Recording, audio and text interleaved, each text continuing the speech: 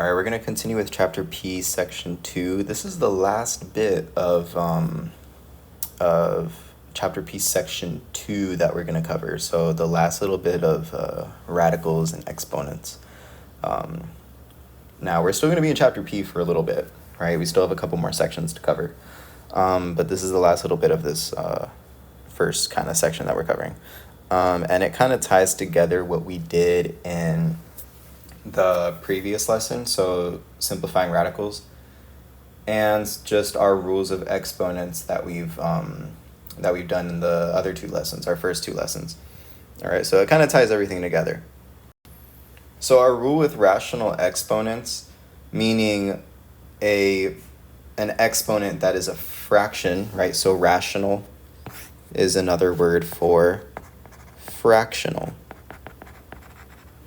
Right, so rational exponents meaning that you just see an exponent that is a fraction, right? So our rule is that if we have a to the power of m over n, right, this m is our power, and this n is our root. So we can write a to the m over n as the nth root of a to the power of m. Or similarly, you can say the nth root of a to the power of m written like this, right? These mean the exact same thing. All right, so a little bit of a mouthful. I'm going to try to write it the way that you would say it, right? So I'm going to say the nth root of a to the power of m.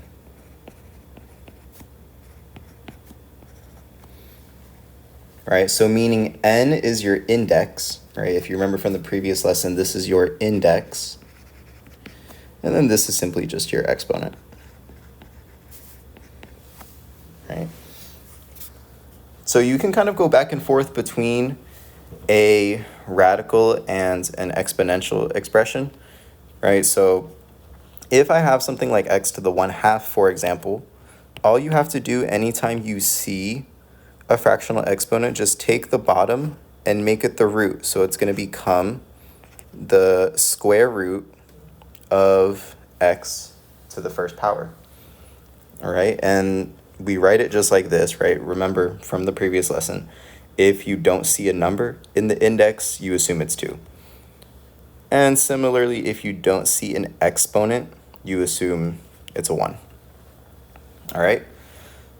Same thing here, x to the 1/3. The 3 in the denominator is going to move out front as the index, right? So it becomes the third root or the cube root of x. And then 1 is our exponent. That's going to stay as the exponent, but you don't have to write it because anything to the power of 1 is itself. All right, now if you have an exponent that's not 1, that just stays the exponent, right? So my exponent here, x to the 2/3, right? 3 is in the bottom, so that's going to move out front as the index, right? Just like it is here, and just like it is here.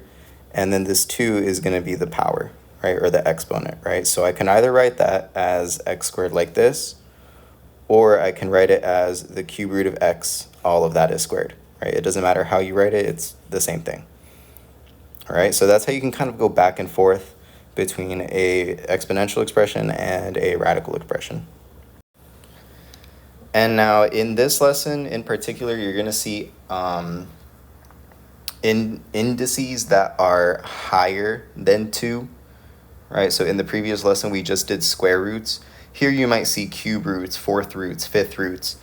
If the index of the radical is other than 2, all you have to do is use a factor tree to break up the radicands into prime factors. Remember, the radicand from the previous lesson is the number on the inside of the radical.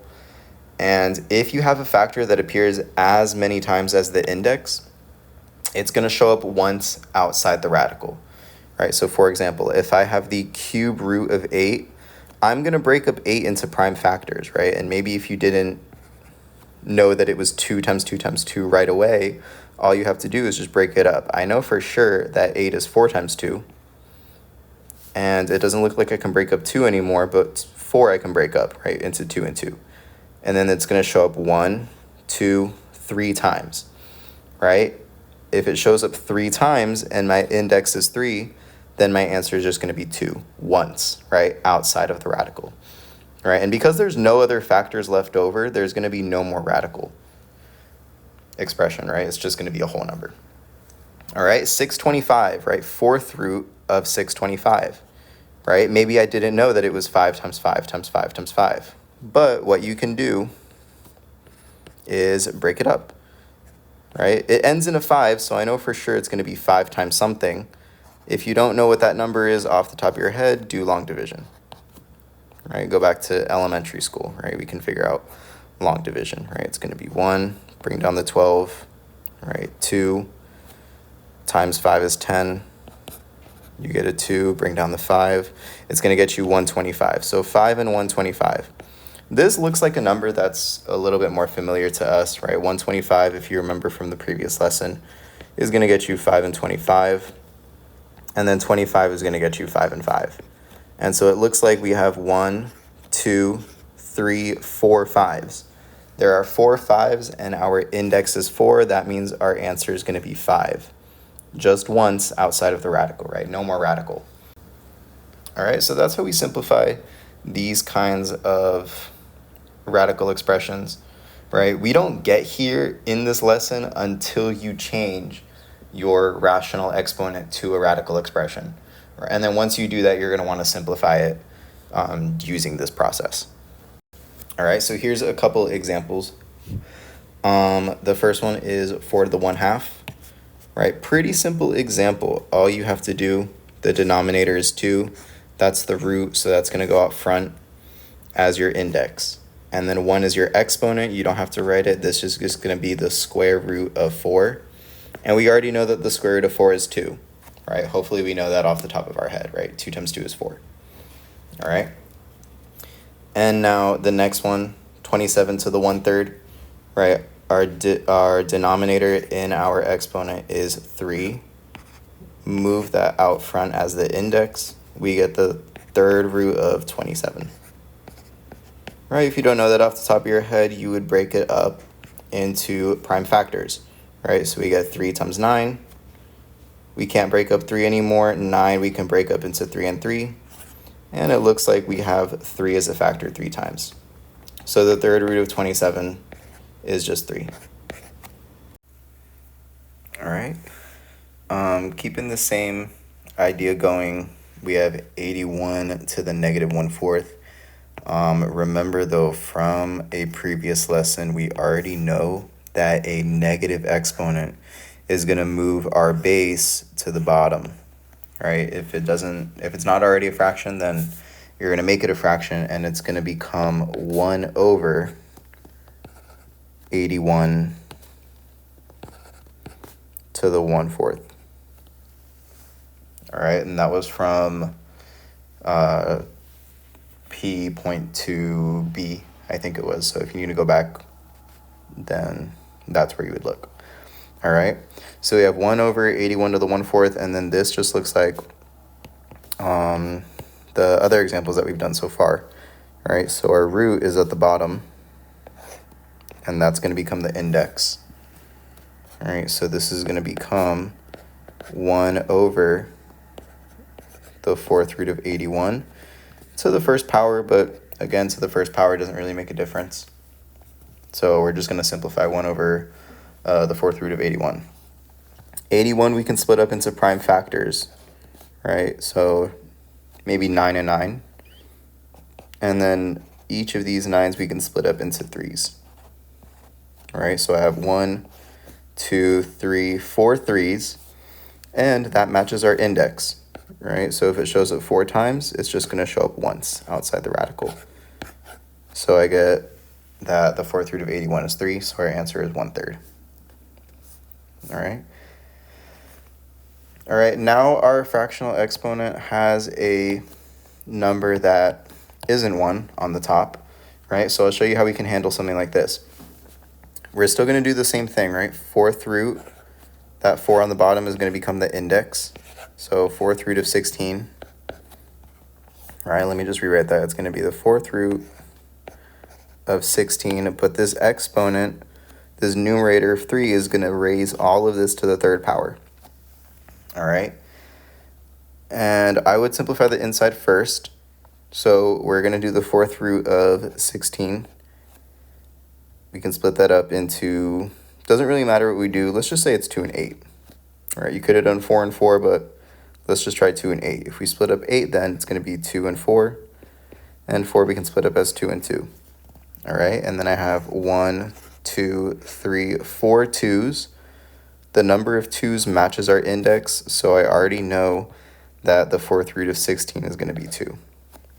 All right, and then I still have the exponent of 3 to take care of, right? And so for this, all you have to do is just 2 times 2 times 2, which is 8. All right, 2 times 2 is 4, times 2 is 8. All right, so our answer for this one is just 8. All right, let's do some more. So this one, same idea as the one on the previous slide. That negative exponent is going to take our base and it's going to move it to the bottom, right? Property of negative exponents. So this is going to become 1 over 1,000 to the 2/3. All right. And then just like before, that 3 on the bottom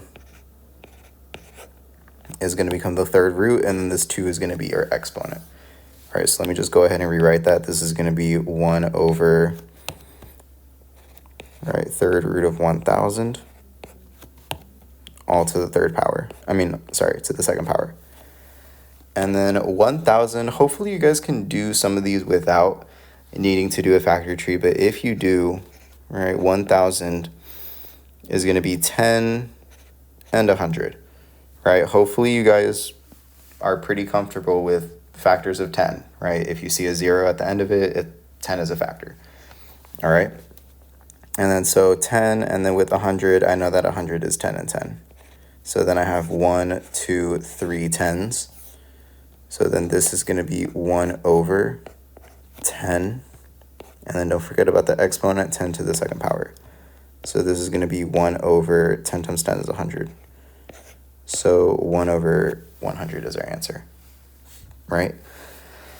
Okay, and this next one, when it is a negative number, right? And examples 7 and 8 are also going to have something to do with a negative. If your base is a negative number, these are only defined when your index is an odd number, right? So let's do the same idea, right? So 3 is an odd number, right? I'll show you the relevance of this in examples 7 and 8, right? But for this example, let's do what we've been doing before, right? So this is going to be the third root of negative 64, right? Raised to the second power.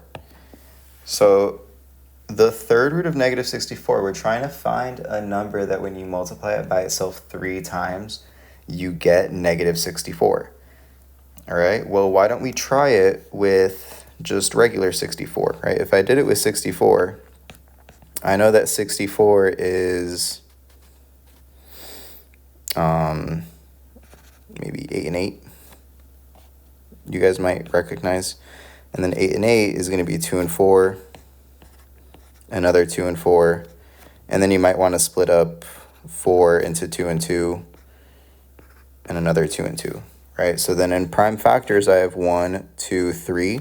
That's 1, 2, 1, 2, 3, and that's 2 2's. So 2 times 2 is 4, right? When you have multiple factors, right, it might not always just be one single group of 3 or however much the index is. But when you have multiple, so I had 6 2's total, right? That's 2 groups of 3, right? So there's 2 2's.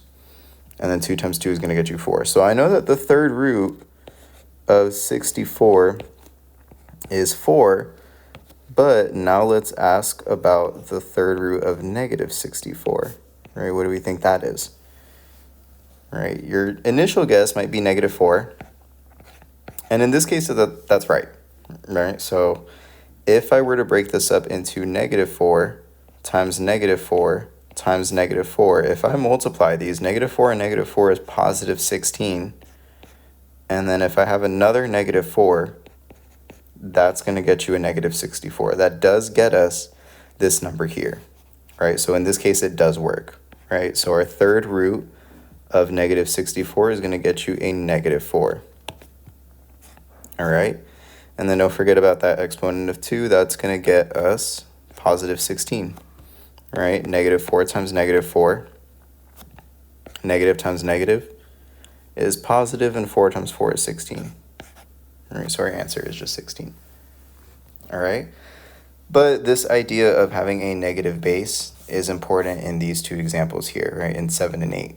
Because let's think about it like this, right? So for number 7, I have negative 100 to the 1/2. Number 8, I also have a negative 100 to the 1/2, but the difference here is the parentheses. Remember in maybe some of the previous lessons, the parentheses can completely change a problem, right? So let's think about it like this. I already know that that 2 in the bottom is going to become the index of our radical, right? So really, this is just going to become the square root of negative 100, right? Let's see if we can do the same thing. I already know that 100 is 10 and 10, right? So would the square root of 100, would that be negative 10? All right, I'm going to put a little question mark. Is it negative 10? Well, I know that if I do 10 times 10, that's 100. But if I did negative 10 times negative 10, right, that's what you're saying when you're doing the square root of negative 100. You're saying that negative 10 times itself is negative 100. But we know that a negative times a negative is a positive. So this is going to get you positive 100, right? So it doesn't look like there's any number that when you multiply by itself, you get this base right here of negative 100. So this is actually not true. The answer to this one, I would say that this is just a no solution. This is a no solution, our first no solution of the year. All right, there's no number that when you multiply by itself twice, you get negative 100. There's no real number, right? Maybe down the line, we'll figure out how to account for this issue. But for now, you guys know that this is no solution. But when you look at something like number 8, if I have negative 100 to the 1/2, remember that this negative is not included with this 100, right? The only thing that's being raised to the 1/2 is just this 100, and this negative is going to be left over on the outside. So we can just do the square root of 100,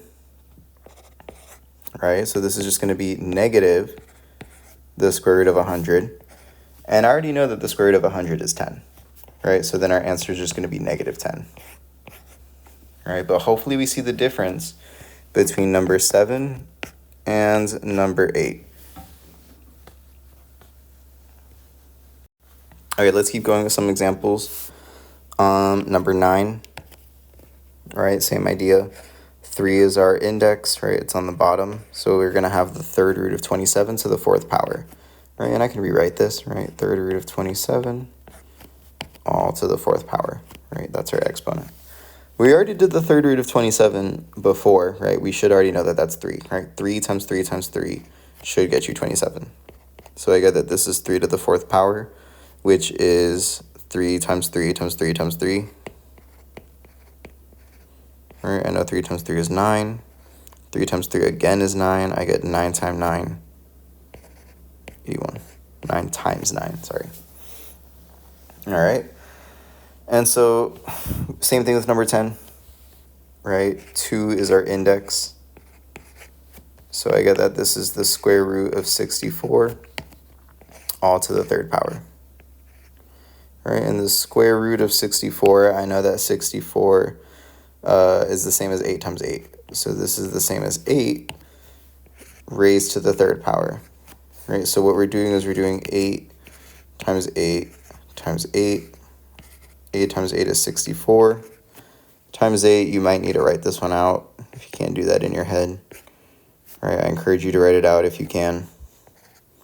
Right, this should get you 500. Whoa, I wrote that wrong. 512. All right, so then 8 to the third power is 512, and then that's our final answer. All right, same idea with this negative base. All right, so as a general rule of thumb, if your base is negative and the index is an odd number, your answer is, you will get an answer for that. It's just going to be a negative answer. All right. Keep in mind, though, we do have this negative exponent. I actually overlooked that.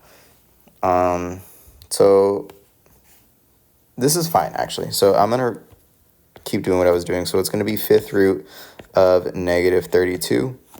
And this is all going to be raised to the negative fourth power. All right. Let's first figure out what the fifth root of negative 32 is. All right, so I know 32, I can write this up here. 32 is the same as 8 times 4. I know 4 is 2 times 2. 8 is 4 times 2. And then 4 is 2 times 2. So I have 1, 2, 3, 4, 5 2's. All right, and then that's the same as our index, right? 5 2's, and our index is 5. So then my answer is going to be 2. But there was a negative under my radical, so it's going to be negative 2. 5 is an odd number, right? If you multiply a number by itself an odd number of times and it's negative, you should get a negative number. All right, so I get negative 2 to the negative fourth. All right, this negative is going to bring this down to the bottom. So it's going to be 1 over negative 2 to the fourth power.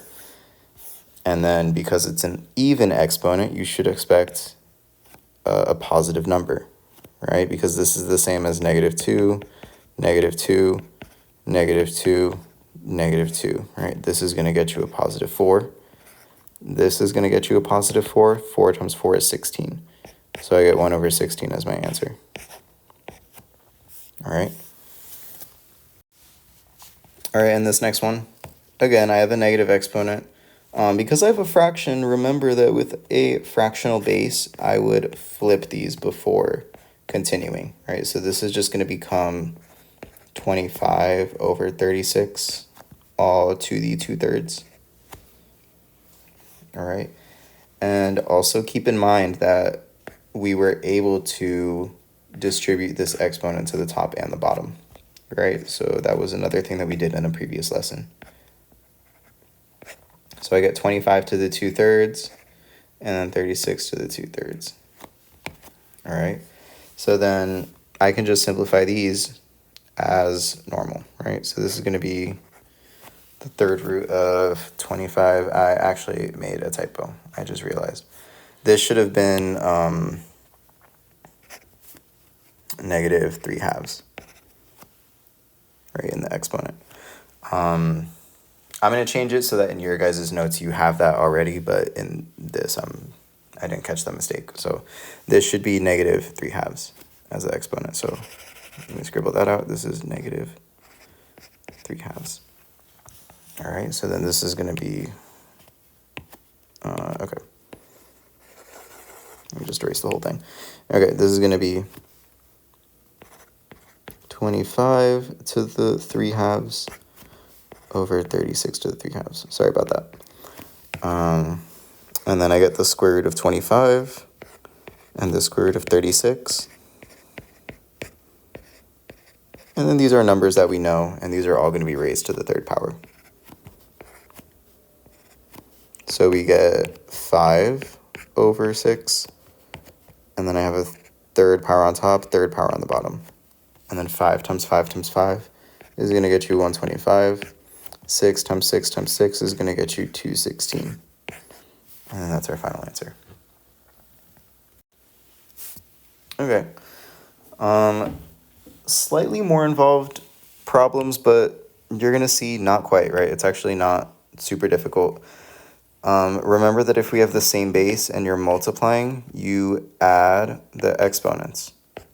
All right, so then this is going to become 6 to the 4/3 plus 2/3. And then remember, when you're adding fractions with the same base, all you have to do is add the top. So this is going to be 6 to the 6/3, right? Hopefully we know what 6 divided by 3 is. This is just 2, right? So then I get 6 to the 2nd power. 6 times 6 is 36. All right. And let's look at the next one, right? Hopefully that wasn't too bad. Next one, exact same thing. My bases are r's. I'm multiplying, so I'm going to add the exponents. So this is going to become r to the negative 8 over 9 plus 17 over 9. And this is going to become r to the 9 over 9. Hopefully you know what 9 over 9 is. It's going to be r to the first. Or just r is fine. All right.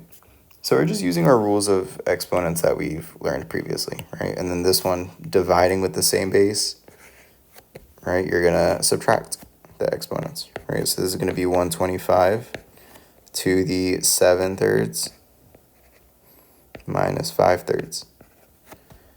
And this is going to get you 125 to the 2/3, right? Again, if you have the same base, the same denominator, you just add or subtract the exponents. And 7 minus 5 is 2.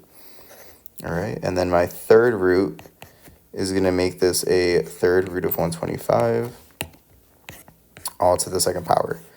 We've done the third root of 125 before. We know that that's going to be 5, and then raised to the 2nd power. 5 times 5 is 25. All right, but that's as complicated as these examples get, right? Some of these you might have to do a little bit more work than others to get a fully simplified expression, right? But on a test or a quiz, we're going to want the exponents to not be a fraction, right? So simplify any fractional exponents that you see, and then simplify any radicals, right? So that's it for this lesson.